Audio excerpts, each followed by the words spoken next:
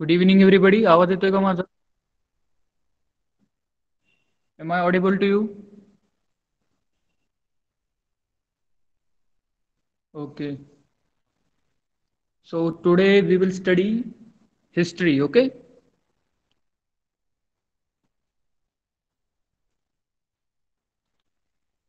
तर हिस्ट्रीचं चॅप्टर कुठपर्यंत आलं आहे? कुणी मला सांगेल का तुमच्यापैकी? स्ट्रगल ऑफ 1857 आय थिंक तिथपर्यंत झालेला आहे. Am I right?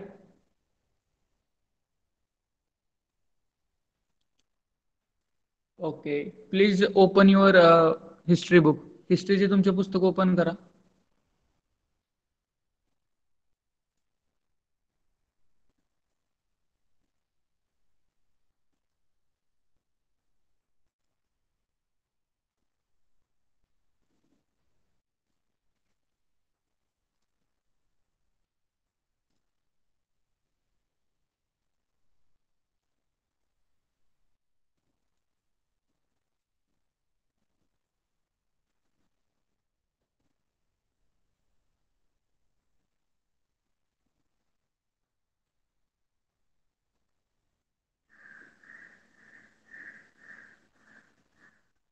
Okay.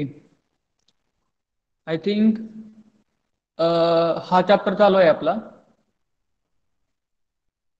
Fourth chapter, right? The freedom struggle of 1857. Am I right? दुसऱ्या टीचरनी कुणी याच्यापेक्षा पुढे घेतलं आहे का हिस्ट्री तुमचं? नो. ओके. ठीक आहे. तर आय थिंक आपण यामध्ये इमिडिएट कॉज हा जो पॉइंट आहे इथपर्यंत आपण कव्हर केला आहे. Am I right?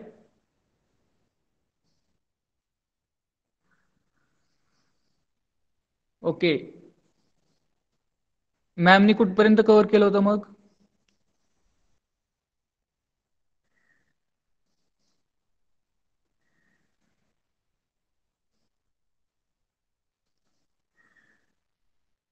Political causes.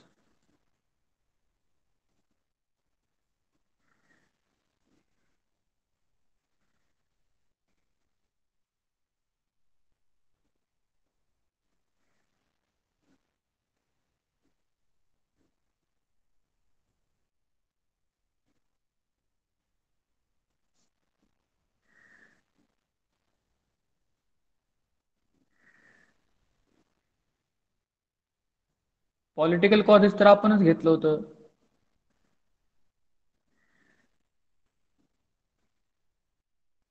Okay.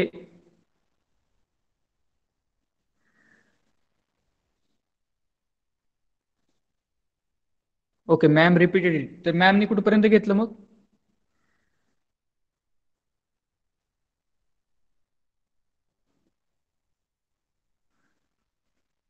Okay. या पॉईंटच्या पुढे झालेलं नाहीये ना इमिडिएट कॉज? या पॉईंटच्या पुढे आपण गेलेलो नाही आय थिंक. ओके.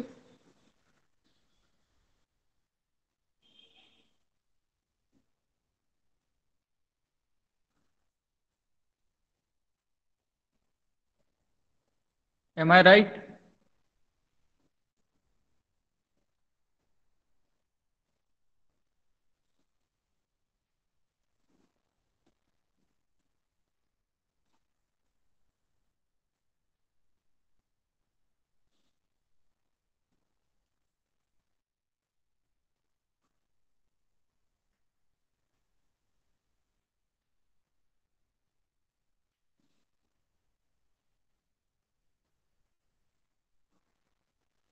ओके. ठीक आहे. So we will start from this point. माझा आवाज येतोय का तुमच्यापर्यंत? Am I audible? Screen share केलेली दिसते का सगळ्यांना? Full lesson finished?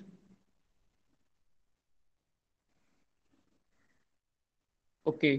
तर हा चॅप्टर पूर्ण कंप्लीट झालेला आहे असं तुमचं म्हणणं आहे? No.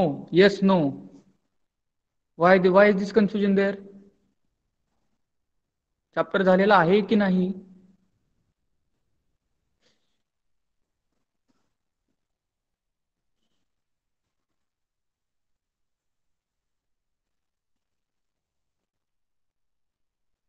Okay, no.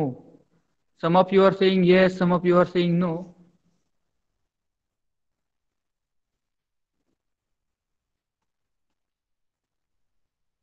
Okay, we will start from this point. Okay, immediate cause.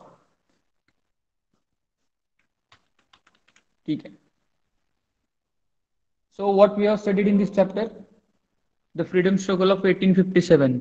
Okay, we have studied that how freedom struggle of 1857 was started, what was the reasons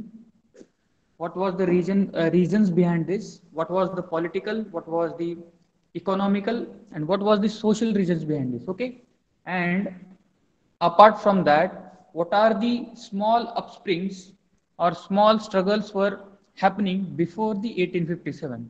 Okay, तर 1857चा जो freedom struggle आहे, जी स्वतंत्र चळवळ आहे, याच्यामध्ये आपण काय शिकलो या चॅप्टरमध्ये. तर या चॅप्टरमध्ये आपण शिकत आहोत की 1857चा जो स्वतंत्र चळवळ आहे, ती चालू होण्यामागं किंवा त्याच्या मागं काय पॉलिटिकल रिझन्स आहेत, काय आर्थिक कारण काय आहेत, किंवा सामाजिक कारण, सोशल रिझन्स काय होते.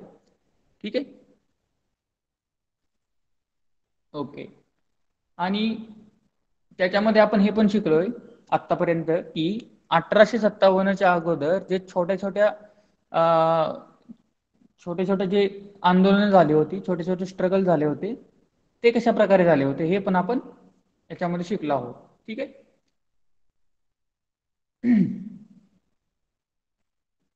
सर, लास्ट पॉइंट काय होता आपला की इमिडिएट काय कॉज होतं. ठीक आहे. आपण जे लॉंग टर्म कॉजेस आहेत, लोकांच्या मनामध्ये ब्रिटिशांविरुद्ध का राग होता, हे आपण लास्ट लेक्चरला पाहिलं.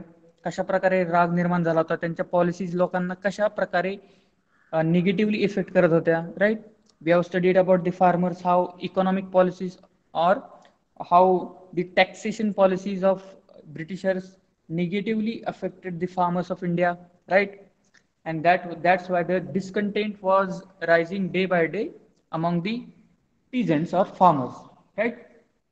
अशाच प्रकारे सैनिकांमध्ये कशा प्रकारे डिस्कंटेंट होता, मनामध्ये त्यांच्या कशा प्रकारे त्यांच्या मनामध्ये राग निर्माण झाला होता ब्रिटिशांविरुद्ध, हे पण आपण शिकलो. ठीक आहे.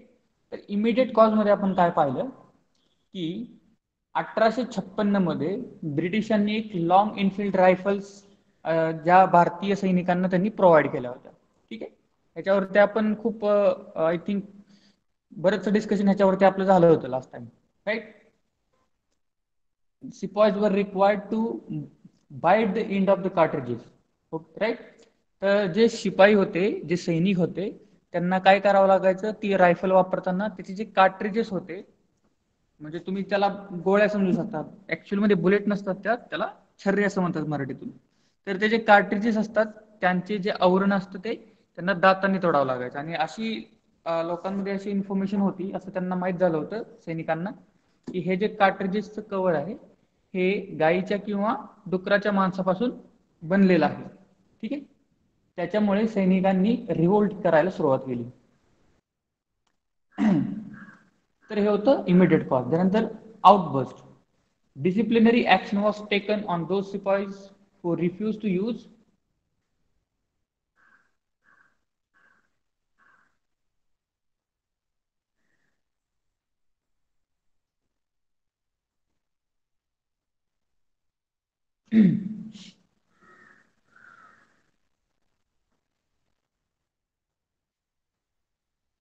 who refused to use the cartridges and were given serve punishment. Mangal Pandey from Barrakpur cantonment shot an English officer as a reaction to this unjust nature of British officers.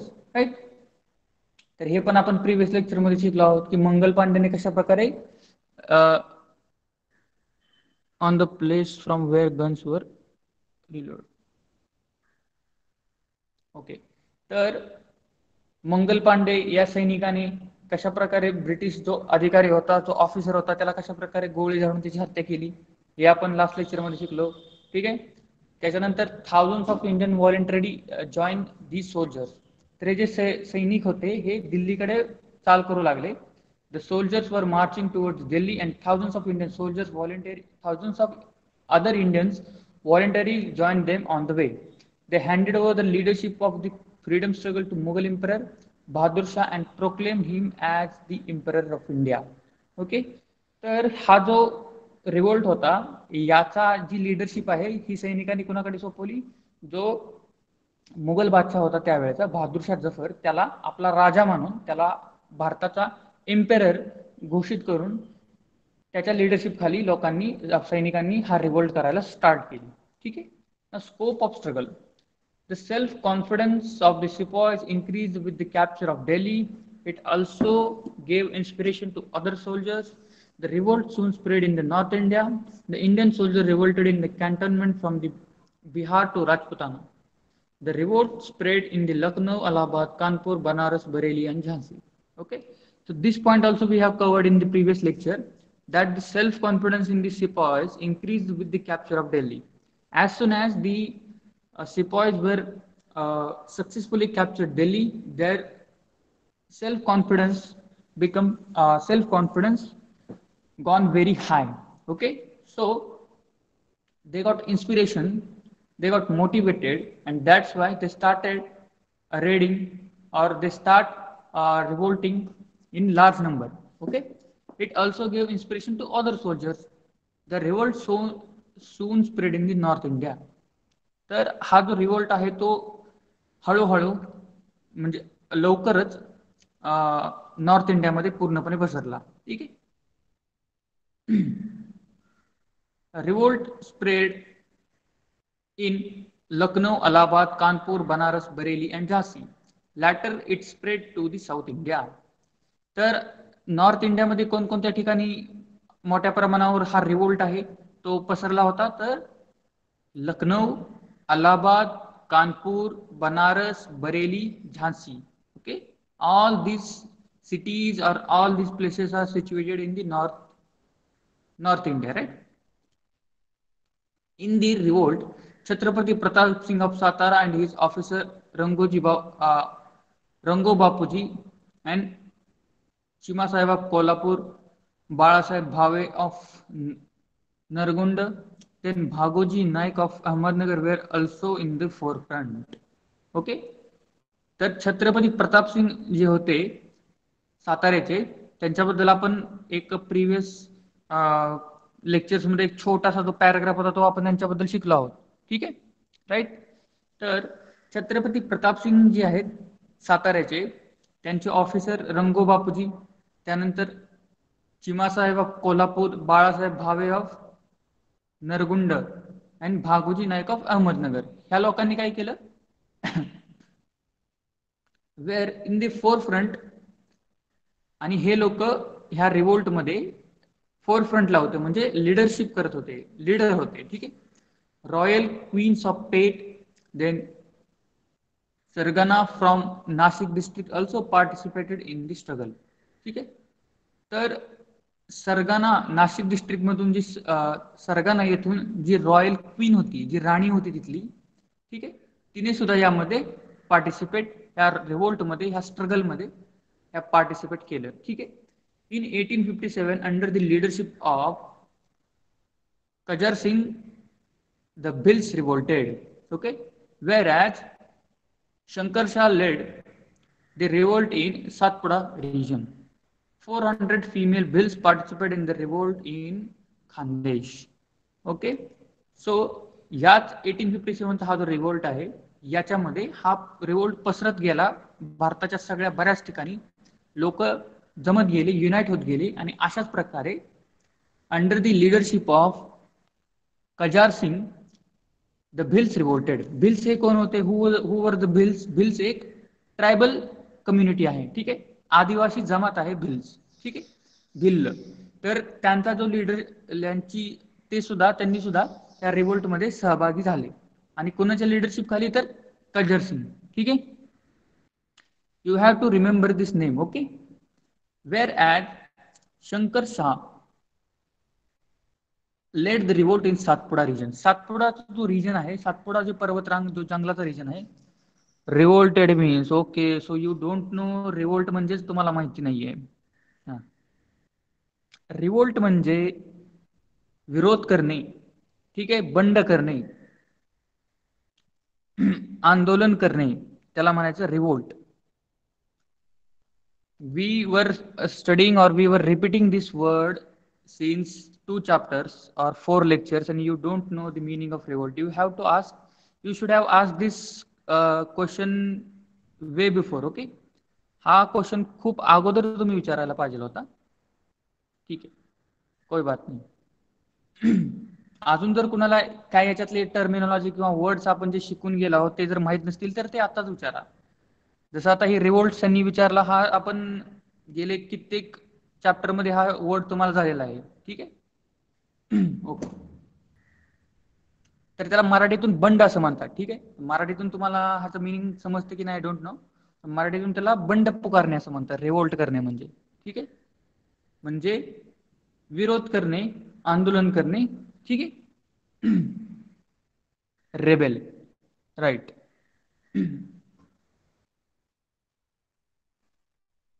Okay. Shankar Shah led the revolt in the Satpura region. 400 female bills participated in the revolt at Khandesh. आणि खानदेशामध्ये सुद्धा 400 ज्या female Bhils आहेत, म्हणजे ज्या महिला आहेत, स्त्रिया आहेत, भिल आदिवासी जमातीमधल्या, त्यांनी सुद्धा या रिव्होल्टमध्ये, या आंदोलनामध्ये, या विरोधामध्ये त्यांनी सहभाग केला. ठीक आहे. Leadership of the struggle. During the 18th century, after the weakening of Mughal Empire, invaders like Nadir Shah, Abdali attacked India. The Marathas understood that the Mughal Empire cannot react to these foreign invasions and took up the responsibility of safeguarding the India. The Marathas fought against the Abdali at Panipat for the same reason. Okay? So, during the 18th century, after the awakening of Mughal Empire, तर 18th century मध्ये, ठीक आहे, जे Mughal empire आहे त्या मुघल एम्पायरवरती, म्हणजे जो मुघल साम्राज्य आहे नॉर्थ इंडियामध्ये, तिथे जे इन्व्हेडर्स आहेत, इन्व्हेडर म्हणजे कोण, जे बाहेरून आलेले जे आक्रमणकारी आहेत त्यांना इन्व्हेडर्स म्हणतात. ठीक आहे. सो जे इन्व्हेडर्स आहेत लाईक नादिर शाह आणि अब्दाली, अहमद शाह अब्दाली, ठीक आहे, तर यांनी भारतावरती अटॅक केला होता. हे भारतीय नव्हते, हे अफगाणी होते. ठीक आहे. तर ज्यावेळी त्यांनी भारतामध्ये अटॅक केला होता त्यावेळी Marathas understood that the Mughal empire cannot react to this foreign invasions and took up the responsibility to safeguard the India. आणि त्याच वेळी मुघल सत्ता जी होती ती कमकुवत झाली होती उत्तर भारतामध्ये, आणि मुघलानंतर जी कोण भारतामध्ये जास्त पॉवरफुल होतं त्या काळी, म्हणजे 1800 ते 1700च्या दरम्यान, तर ते मराठा एम्पायर होतं. ठीक आहे. त्यामुळे Maratha empire took the responsibility of safeguarding India, आणि जे नॉर्थ वेस्ट साइड कडून जे इन्व्हेजन भारतामध्ये होत होतं, जे आक्रमण होत होतं भारतामध्ये नादिर शाह आणि अब्दाली यांच्याकडून, त्यांना थोपवण्याचं किंवा त्यांच्याकडून होणाऱ्या आक्रमणाचा भारताला सुरक्षित करण्याची रिस्पॉन्सिबिलिटी ही मराठांनी उचलली. ठीक आहे. आणि याचमुळे Maratha fought against the Abdalis at the Panipat for the same reason. ठीक आहे. तर आणि याच सेम रिझनमुळे मराठा जे आहेत त्यांनी अब्दाली विरोधात पानिपत येथे युद्ध केलं. तर हे खूप फेमस बॅटल आहे. I think all of you are aware about that. The third battle of Panipat which were fought between Ahmad Shah Abdali and Marathas. Right. तर at the freedom struggle of 1857, the descendant of Mughals, Bahadur Shah was incapable of fighting against the British. तर हा जो context आहे 1700-1800 ब्रिटिशांच्या अगोदर जो हा युद्ध झाले होते अफगाणी बरोबर मराठ्यांचं, याचा इथं काय कॉन्टेक्स्ट आहे, तर हा सांगण्याचा उद्देश असा आहे की 1857च्या वेळेस सुद्धा मुघल तेवढेच कमकुवत होते जेवढे जे पानिपतचं युद्ध झालं त्यावेळेस जेवढे मुघल कमकुवत होते किंवा वीक होते, तेवढेच त्याच्यापेक्षा जास्त सुद्धा मुघल्स हे वीक झाले होते. म्हणजे मुघल एम्पायर होतं, मुघल जो बादशाह होता त्याच्याकडे पॉवर्स राहिल्या नव्हत्या. ठीक आहे. आणि त्यामुळे मुघल बादशाह हा इंग्रजांविरुद्ध लढण्याच्या कॅपॅबिलिटीचा राहिला नव्हता. ठीक आहे. मग कोण होता कॅपेबल? असे लीडर्स कोणाकडे होते की जे इंग्रजांविरुद्ध लढू शकतील? तर ते होते मराठांचे लीडर. ठीक आहे. सो द डिसेंडंट ऑफ मुघल्स, डिसेंडंट म्हणजे कोण? तर डिसेंडंट म्हणजे पुढची पिढी. ठीक आहे. डिसेंडंट म्हणजे पुढची पिढी. मुघलांची जी नंतरची पिढी होती ती इंग्रजांविरुद्ध लढण्यासाठी इनकेपेबल होती. ठीक आहे. बहादूर शाह होता तो इंग्रजांच्या काळामध्ये, हा जो 1857चा जो स्ट्रगल झाला त्यावेळेस तो मुघल बादशाह होता. ठीक आहे. Sir, India is big in area and Afghanistan is small in area. Then also the rulers of Afghan are strong than Indian rulers. How it is so? Okay, okay. तर प्रश्न असा विचारला आहे की अफगाणिस्तान हा खूप स्मॉल देश आहे आणि इंडिया हा खूप मोठा देश आहे. तरी सुद्धा अफगाणिस्तानचे जे पॉवरफुल रूलर्स होते ते इंडियावरती सक्सेसफुली कसे काय अटॅक करत होते? तर याच्यामध्ये तुम्हाला एक गोष्ट लक्षात घेण्यासारखी आहे. तर त्या काळामध्ये इंडिया हा काय एक युनिटरी असं पूर्ण एक देश नव्हता. ठीक आहे. इंडियामध्ये बऱ्याच ठिकाणी बरेचसे रूलर्स राज्य करत होते. ठीक आहे. आणि अफगाणिस्तानचे जे रूलर्स होते ते मिलिटरीली स्ट्रॉंग होते. आणि त्यावेळेस अशी कंडिशन होती किंवा अशी सिच्युएशन होती इंडियामध्ये की जे मुघल रूलर्स होते ते कमकुवत झाले होते, कारण ते मुघल हे मराठ्यांविरुद्ध सुद्धा लढत होते आणि भारतामध्ये त्यांचे इतर जे शत्रू होते ते सुद्धा लढत होते. ठीक आहे. म्हणजे भारतामध्ये त्यावेळी अनेक छोटी छोटी राज्य होती. सिख होते, त्यानंतर राजपूत होते, त्यानंतर मुघल्स होते, मराठास होते, असे बरेचसे होते. हे आपापसामध्ये लढत होते. ठीक आहे. भारत हा आताचा जसा एक युनायटेड देश आहे तसा त्या काळी नव्हता. Okay. And that is the reason, that's why the Afghans वर सो पॉवरफुल. आणि अफगाण एम्पायर जे होतं त्यावेळेस ते पॉवरफुल होतं. ठीक आहे. Okay, I hope you understood this. आणि जेव्हा हे जे आक्रमण होत असायचं बाहेरून त्यावेळेस हे जे सगळे जे आपले रूलर्स असायचे भारतामधले हे एकत्रितपणे लढत नसायचे. ओके. कारण आपापसामध्येच इथे स्ट्रगल चालू होती. इंडियामध्ये पॉवर कॅप्चर करण्यासाठी स्ट्रगल चालू होती आपापसामध्येच. राजपूत, मुघल, मराठास, देन इकडं दक्षिणेमध्ये मैसूर, देन बंगालचा सेपरेट, असे बरेचसे छोटे छोटे राज्य होते भारतामध्ये. बरेचसे छोटे छोटे जे राजे महाराजे होते. ठीक आहे. हे आपापसामध्येच लढत होते. ओके. तर 1857च्या वेळेस भारतामध्ये मुघल बादशाह कोण होता? बहादूर शाह होता. ठीक आहे. परंतु जसं as I have told you that 1857 पर्यंत हा जो मुघल बादशाह आहे तो अतिशय कमकुवत झाला होता. म्हणजे त्याच्याकडे पॉवर राहिली नव्हती. त्याची जी सेना होती, त्याची जी रुलिंग पॉवर अथॉरिटी होती ती अतिशय कमी झाली होती. ठीक आहे. त्यामुळे understanding this condition, Nanasaheb Peshwa, Rani Lakshmibai of झाशी and Tatya Tope took up the charge of the freedom struggle of 1857. Okay. आणि त्याचमुळे जे नानासाहेब पेशवा होते, राणी लक्ष्मीबाई, झाशीची राणी लक्ष्मीबाई आणि तात्या टोपे, हे जे मराठा सरदार होते किंवा हे जे मराठा लीडर्स होते, यांनी काय केलं, या स्ट्रगलची धुरा आपल्या हातामध्ये घेतली. ठीक आहे. Its effect could be seen on the Hindu-Muslim unity in the struggle. Maulavi Ahmad Allah Kunwar Singh, Mughal commander Bakht Khan, Begum Hazrat Mahal led the revolt in various regions. Okay. आणि ह्या जो 1837 जो revolt आहे तर याच्यामधून it is a symbol of Hindu Muslim unity त्या काळामध्ये. ठीक आहे. तर हिंदू मुस्लिम समाजामध्ये अतिशय युनिटी किंवा एकत्रीकरणाची किंवा युनिटीची भावना त्यामध्ये लोकांमध्ये होती. कारण हिंदू आणि मुस्लिम ह्या दोन्ही कम्युनिटीजने एकत्रितपणे ब्रिटिशांविरुद्ध लढा दिला होता. ठीक आहे. तर मौलवी अहमद अल्ला, देन कुंवर सिंग, देन मुघल कमांडर भक्त खान, देन बेगम हजरत महल, ही जी लोक होती यांनी सुद्धा त्यांच्या त्यांच्या रिजनमध्ये जो रिवोल्ट आहे तो लीड केला. ठीक आहे. Sir who was Kunwar Singh and Begum Hazrat Mahal. तो निधी त्यांच्याबद्दल इथं एवढीच माहिती दिली आहे थिंक. तर त्यांच्याबद्दल पुढं आहे. ठीक आहे. त्यांच्याबद्दल पुढं आपण माहिती घेऊया जसं जसं आपण पुढं नेक्स्ट टॉपिक आपण जसं जसं शिकत जाऊ तसं. ठीक आहे.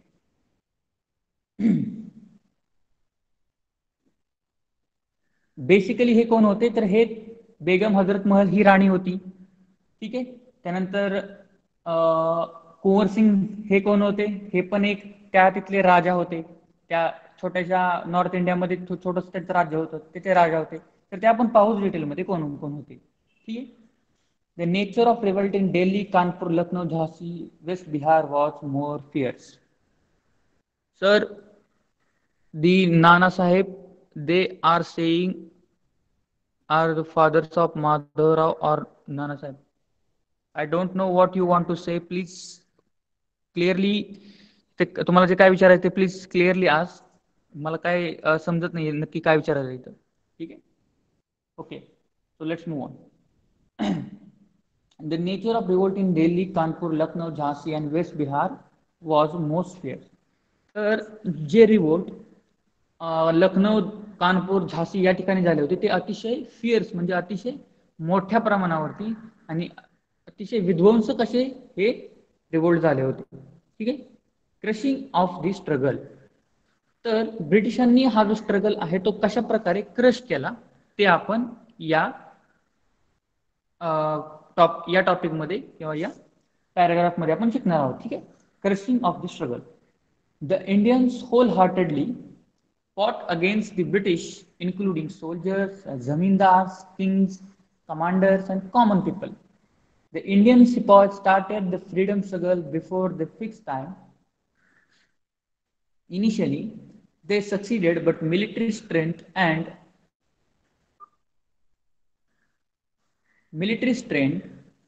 administration of British rule was vast.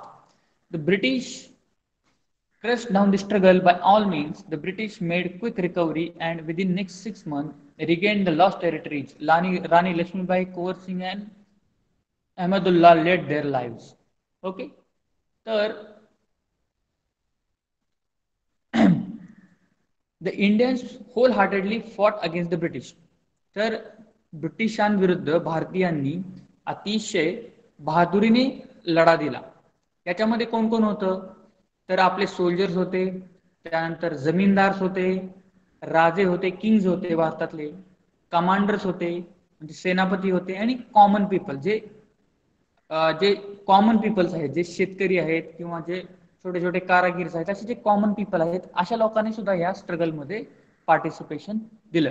ठीक आहे. The Indian sepoys started the freedom struggle before the fixed time. Okay. तर हा जो रिवोल्ट होता हा क्रश करण्यामागचं रिझन काय होतं, ब्रिटिशांनी हा रिवोल्ट क्रश केला म्हणजे दाबून टाकला. आणि ह्याचा मागचं रिझन काय होतं, जर जे शिपाई होते भारतीय त्यांनी त्यांच्यामध्ये कोऑर्डिनेशन नव्हतं. ठीक आहे. तर त्यांनी एका फिक्स टाइमच्या अगोदरच रिवोल्ट स्टार्ट केला. सुरुवातीला त्यांना सक्सेस मिळालं. ठीक आहे. जसं आपण पाहिलं की दिल्ली सैनिकांनी कॅप्चर केली होती. ठीक आहे. म्हणजे सुरुवातीला हा जो रिव्होल्ट झाला होता त्याच्यामध्ये भारतीयांना सक्सेस मिळालं होतं. परंतु administration of British was vast. ब्रिटिशांचं जे ऍडमिनिस्ट्रेशन होतं ते खूप वास्ट होतं. British crush down the struggle by all means. तर ब्रिटिशांनी हा जो स्ट्रगल आहे, हा जो रिव्होल्ट आहे, हे जे लोक त्यांच्या विरोधात जी उभारली होती, शस्त्र लोकांनी जे उचललं होतं त्यांच्या विरोधात, आणि लोकांनी हळूहळू ब्रिटिश टेरिटरी कॅप्चर करायला सुरुवात केली होती. तर सुरुवातीला लोकांना यामध्ये सक्सेस मिळालं, परंतु ब्रिटिशांनी नंतर हे जे सक्सेस आहे त्यांच्या ब्रिटिशांनी त्यांची आर्मी मोबिलाइज केली आणि हे जे भारतीयांविरुद्ध त्यांनी मोठ्या प्रमाणात युद्ध पुकारलं आणि by all means British crush down the struggle. आणि प्रत्येक त्यांनी टॅक्टिक वापरून हा जो रिवोल्ट आहे हा दडपून टाकला किंवा क्रश केला. ठीक आहे. The British made quick recovery and within next 6 months regain the lost territories. आणि ब्रिटिशांनी जो लॉस्ट टेरिटरी होती, म्हणजे जो प्रदेश त्यांनी गमावला होता, भारतीयांनी किंवा सैनिकांनी ह्या आपल्या ब्रिटिशांविरुद्ध युद्ध पुकारून जो त्यांच्याकडून रिजन कॅप्चर केला होता, ब्रिटिशांनी क्विक रिकव्हरी केली, त्यांच्या सैनिकांना मोबिलाइज केलं आणि रिअटॅक केला, रिटॅलिटरी अटॅक केला आणि ती जी लॉस्ट टेरिटरीज होत्या त्यांनी रिगेन केल्या, म्हणजे परत मिळवल्या.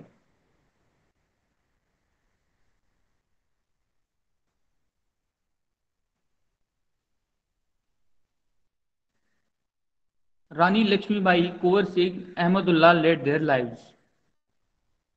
आणि यामध्ये राणी लक्ष्मीबाई होत्या, झाशीची राणी लक्ष्मीबाई. ठीक आहे. तर तुम्ही ही स्टोरी ऐकली असेल की लक्ष्मीबाई, झाशीची राणी लक्ष्मीबाई कशा प्रकारे लढल्या. त्यांचं जे छोटंसं मूल होतं ते त्या पाठीला बांधून घोड्यावरती हातात तलवार घेऊन त्या शेवटपर्यंत लढत राहिल्या आणि त्यांनी रणभूमीवरतीच, बॅटल ग्राउंडवरतीच त्यांनी शेवटचे त्यांनी प्राण सोडले. ठीक आहे. अशाच प्रकारे कुंवर सिंग, अहमदुल्ला, ही जी लोक होती यांनी सुद्धा ब्रिटिशांविरुद्ध लढता लढता आपले प्राण गमावले. ठीक आहे. Sir, I want to say that the Nanasaheb which are shown here are the son of Bajirao one और they are different Nanasaheb. Bajirao one जे होते त्यांच्या मुलाचं सुद्धा नाव नानासाहेब होतं. ठीक आहे, बरोबर आहे. पण हे जे नानासाहेब आहेत हे कोण आहेत? So I have little confusion about this. ठीक आहे. मला पण एक छोटंसं कन्फ्युजन आहे याच्याबद्दल. तर मी याचं उत्तर देणं मला वाटत नाही योग्य असेल. तर मी याच्याबद्दल बघतो. इथं आपल्याला पुस्तकामध्ये ह्याचा काय उल्लेख केलेला नाहीये. ठीक आहे. So I would not give you a wrong answer. ठीक आहे. तर मी बघतो आणि नंतर सांगतो. ठीक आहे. Okay. Bahadur Shah was imprisoned at the Rangoon. Nana Sahib and Begum Hazrat Mahal took shelter in Nepal. Tatya Tope fought for the next 10 months against British, but due to betrayal, he was caught and hanged to death. Okay. नंतर बहादूर शाह जो आहे, जो British Mughal empire जो होता, ज्याला leader म्हणून घोषित केलं होतं सगळ्यांनी, तर त्याला ब्रिटिशांनी काय केलं, इम्प्रिझेंट केलं, म्हणजे जेलमध्ये बंद केलं आणि त्याला रंगूनला नेलं. रंगून म्हणजे कुठे, तर म्यानमारमध्ये रंगून हा एक शहर आहे, तिथे त्याला बहादूरशाहला कैद केलं, म्हणजे भारतातून त्याला हकालपट्टी केली होती. नानासाहेब अँड बेगम हजरत महल टूक शेल्टर इन नेपाल. ठीक आहे. नानासाहेब आणि जे बेगम हजरत महल आहेत, हे त्यांनी भारतामधून पळ काढला आणि त्यांनी नेपाळमध्ये शरणार्थी घेतली. ठीक आहे. Tatya Tope fought for the next 10 months against the British, but due to the betrayal, he was caught and hanged to death. परंतु तात्या टोपे जे होते ते ब्रिटिशांविरुद्ध लढत राहिले, परंतु फितुरीमुळे किंवा त्यांच्याच काही लोकांनी ब्रिटिशांना त्यांची ठाव ठिकाणा किंवा त्यांची लोकेशन सांगितली आणि त्याच्यामुळे तात्या टोपेंना ब्रिटिशांनी पकडलं आणि फासावरती चढवलं. ठीक आहे. In this way, by the end of 1858, the British ruthlessly crushed down the struggle. आणि 1858च्या एंड पर्यंत ब्रिटिशांनी हा जो स्ट्रगल आहे हा रुथलेसली क्रश केला, म्हणजे अतिशय निर्दयीपणे लोकांना मारून, लोकांना फासावर चढवून, लोकांना पब्लिकली एक्झिक्यूट करून, ठीक आहे, ब्रिटिशांनी हा जो स्ट्रगल आहे तो क्रश केला, म्हणजे दडपून टाकला. ठीक आहे. Even though the struggle began with the discontent among the Indian soldiers, but later the peasants, artisans, common people, tribes come together to fight against the British. In this rebellion, Hindus, Muslims stood up against the great force. Okay. So, even though the struggle began with the discontent among the Indian soldiers, but the latter, the peasant, artisans, common people, tribes come together and fought against the Britishers. तर आपल्याला माहित आहे की जे immediate cause होतं ब्रिटिशांविरुद्ध ह्या स्ट्रगलचं, हे काय होतं, हे सैनिकांनी हा विरोध चालू केला होता. ठीक आहे. कशामुळे? तर तो कार्ट्रिजेसचा मॅटर, राईट. कार्ट्रिजेस मध्ये गाईचं किंवा डुकराचं मांस आहे असं त्यांना वाटत होतं.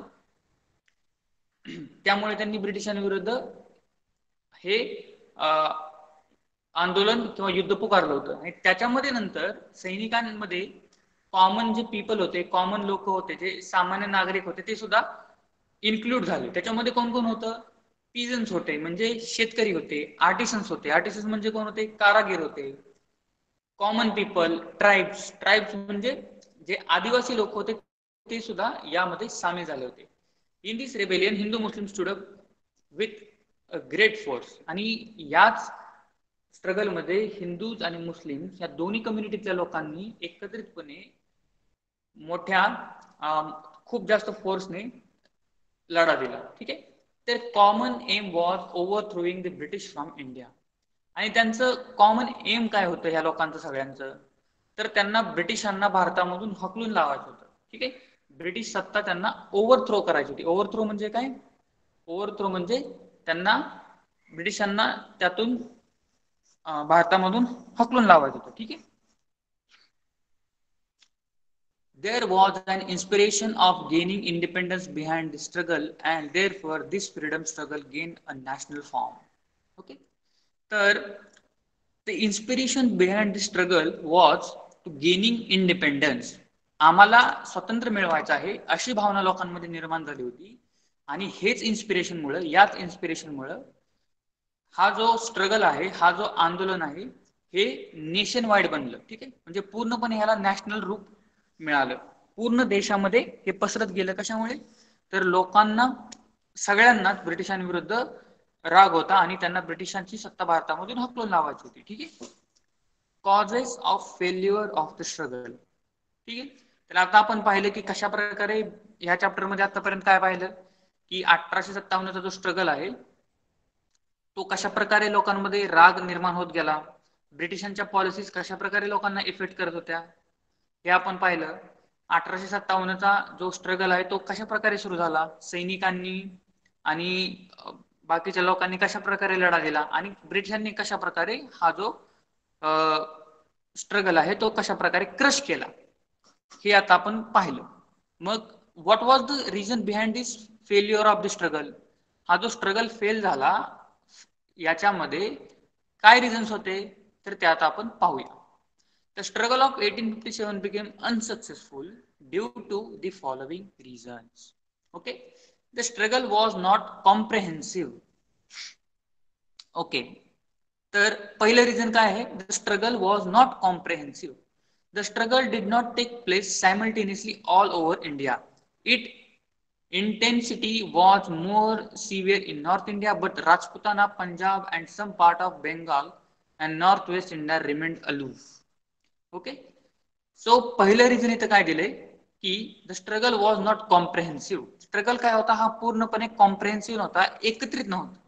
ठीक आहे. म्हणजे एकाच वेळी सगळ्यांनी ब्रिटिशांविरुद्ध स्ट्रगल करायला सुरुवात केली नाही. काही ठिकाणी स्ट्रगलची इंटेन्सिटी जास्त होती, काही ठिकाणी कमी होती. काही ठिकाणी लोकांनी खूप मोठ्या प्रमाणात विरोध केला, लोकांनी हत्यारे घेऊन ब्रिटिशांविरुद्ध चढाई केली आणि त्यांनी रिजन कॅप्चर सुद्धा केले. पण काही ठिकाणी लोक खूप कमी प्रमाणात होती, त्यांच्याकडे जास्त पॉवर नव्हती, त्यांच्याकडे जास्त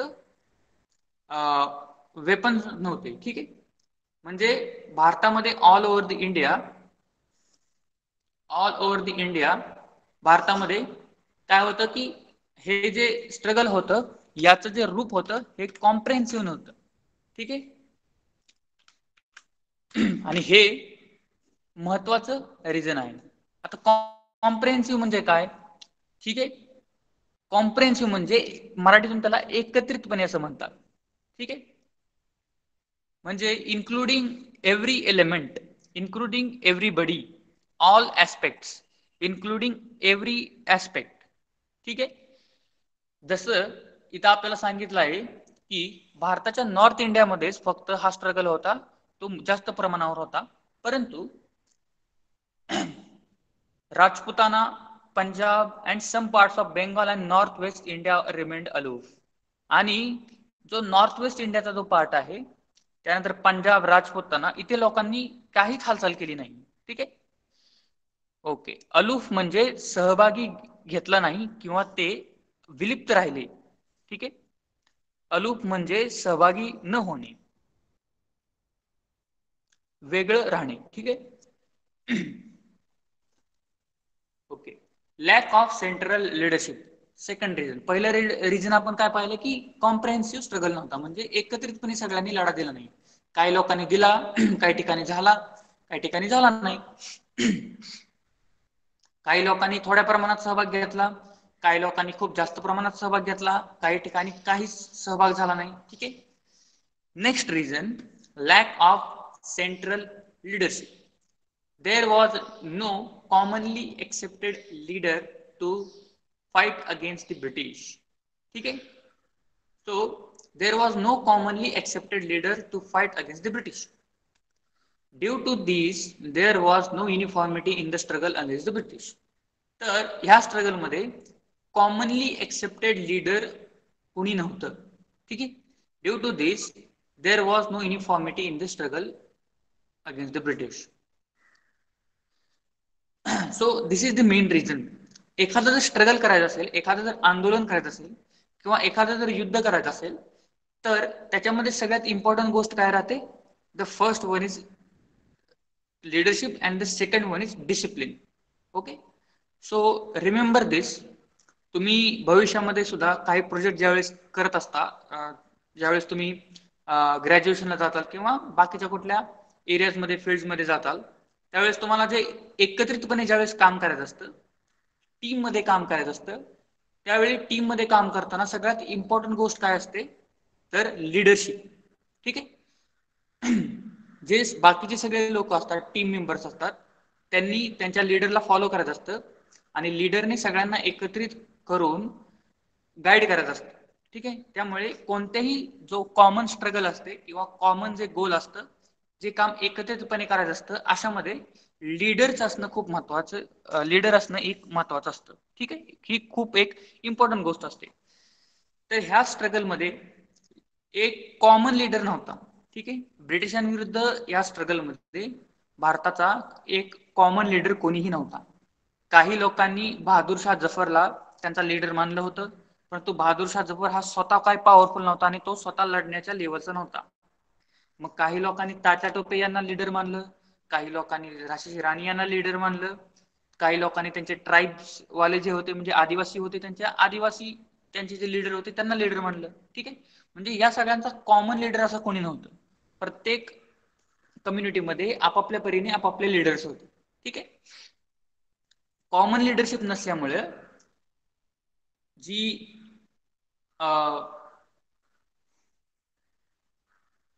okay.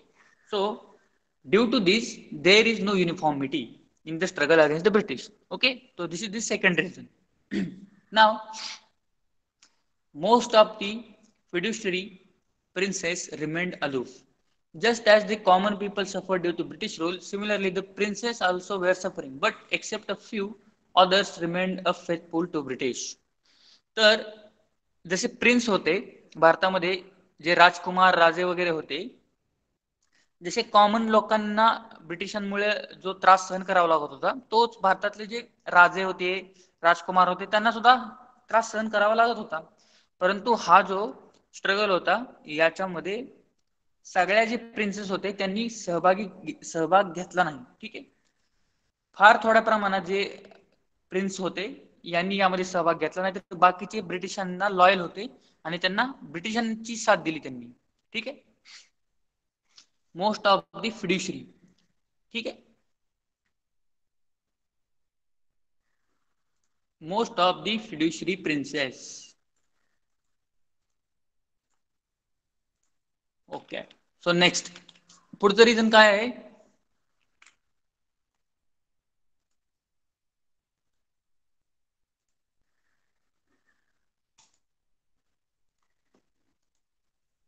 Lack of military tactics. Indian soldiers were brave but did not use tactics.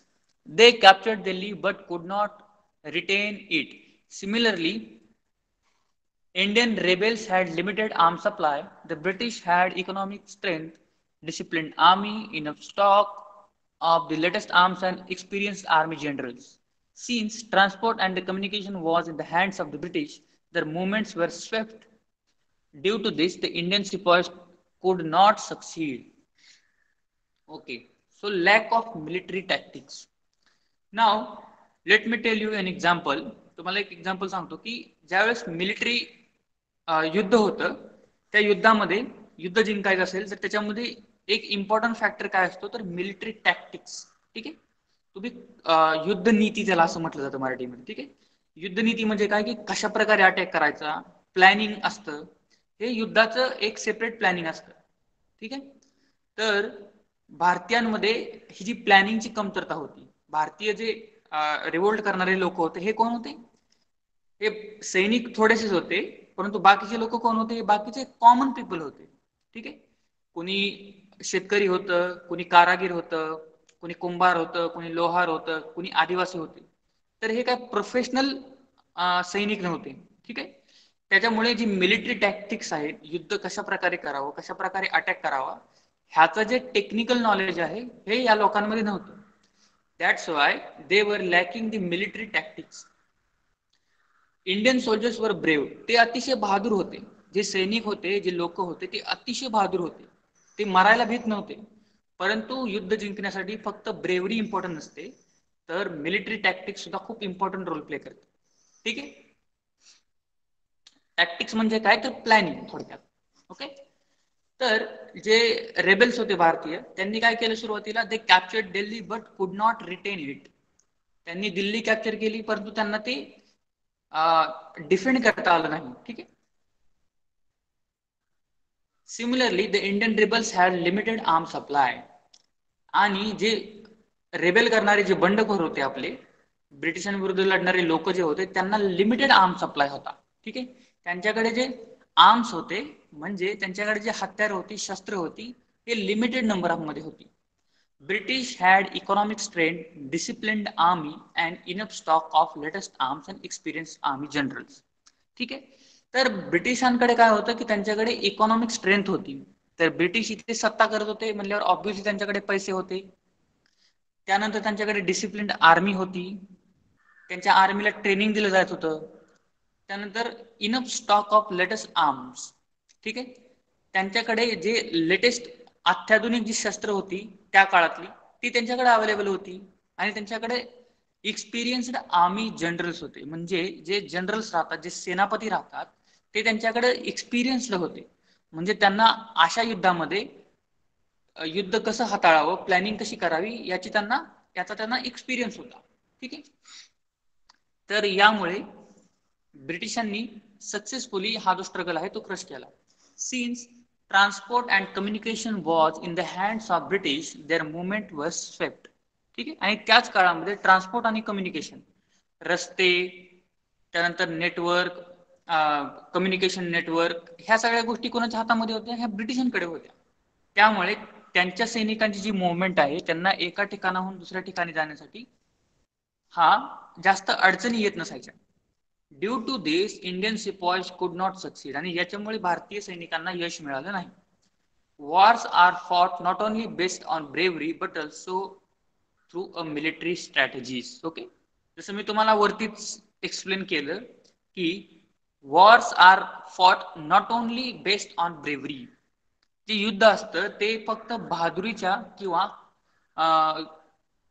किती बहादूर आहे किंवा किती लढू शकतो याच्यावरती अवलंबून नसतं, तर जे प्लॅनिंग असतं, जे स्ट्रॅटेजीज असतात युद्धामधल्या, त्या सुद्धा खूप महत्वाच्या असतात युद्ध जिंकण्यासाठी. Okay, international situation favourable for Britishers. So okay, so this is all about today's lecture. Okay, तर इथपर्यंत आपण बास करूयात. ठीक आहे, and for you homework will be what are the reasons of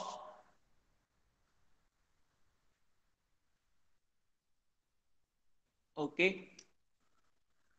okay so तुमच्यासाठी होमवर्क काय असेल, how Britishers crushed the struggle. ब्रिटिशांनी हा जो स्ट्रगल आहे, संघर्ष आहे, हा कशा प्रकारे क्रश केला, हा तुमचा होमवर्क आहे. होमवर्क समजला सगळ्यांना? Write down about how Britishers crushed the struggle. Okay, थोडक्यात हा जो पॅराग्राफ आहे याच्यावरती तुम्हाला हा प्रश्न आहे. ठीक आहे, ओके. तर डाऊट आहे का तुम्हाला काय याच्यामध्ये? Do you have any doubt regarding this? If you have any doubt, you can ask, otherwise you can leave this lecture.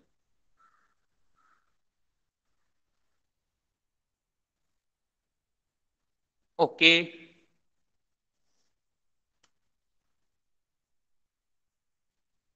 Okay. Goodbye. Bye, everybody. Bye. Stay home, stay safe. Okay.